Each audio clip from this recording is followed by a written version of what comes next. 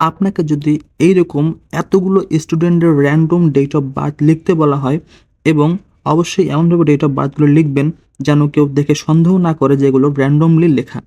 তাহলে কি আপনি এইভাবে লিখবেন? যেমন এইখানে আমি র্যান্ডম একটা ডেট অফ বার্থ লিখলাম, লেখার পরে কর্নারে যে পাতলা প্লাস আইকন আছে এটা ধরে আমি টান দিলাম।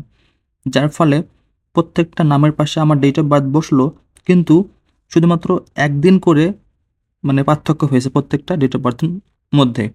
মানে ধরুন আজকে আমার এটা ১ তারিখের, তারপরেরটা ২ তারিখ, তারপরেরটা ৩ তারিখ, এইভাবে জাস্ট একদিন করে সিকোয়েন্সলি এটা আমার পার্থক্য হয়েছে।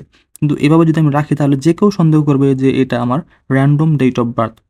তো আপনি কিভাবে লিখলে কেউ সন্দেহ করবে না? তো চলুন সেটা আমি এখন দেখাবো।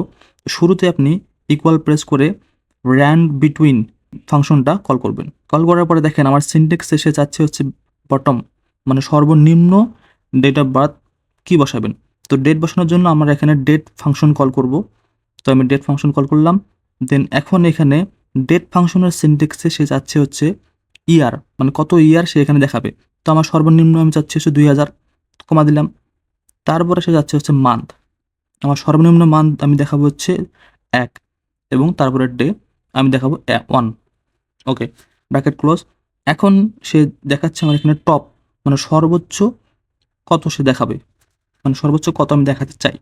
তো আমি এখন কমা দিয়ে আমি আবার ডেট ফাংশন কল করব, কারণ আমি ডেট বসাবো এখানে। তো ডেট ফাংশন কল করলাম, করার পরে আমি এখানে সর্বোচ্চ যে ডেট আমি লিখতে চাচ্ছি সেটা আমি এখানে লিখে দেবো। তো আমি চাচ্ছি হচ্ছে ২০০৫ লিখতে, ৫ লিখলাম, লেখার পরে কমা, এবং সর্বোচ্চ মাস আমি চাচ্ছি হচ্ছে ১২ মাস, দিলাম, তারপর কমা, তারপর সর্বোচ্চ ডেটটা দিয়ে ব্র্যাকেট ক্লোজ ২ বার দিলাম, কারণ আমি এখানে ২ বার ফাংশন ইউজ করছি। তারপর এন্টার। এখন দেখেন আমার এখানে একটা র্যান্ডম ডেট বসে গেছে। এখন যদি আমি কর্নারে ডাবল ক্লিক করি, প্রত্যেকটা নামের পাশে আমার র্যান্ডম ডেট অফ বার্থ বসে গেছে এবং এমনভাবে বসছে কেউ বুঝতে পারবো না যে এটা র্যান্ডম। তো এরকম নিত্য নতুন ভিডিও পেতে আমার চ্যানেলটা অবশ্যই সাবস্ক্রাইব করবেন এবং যদি আমার ফেসবুক পেজ থেকে দেখে থাকেন তাহলে আমার পেজটা ফলো করবেন। ধন্যবাদ সবাইকে।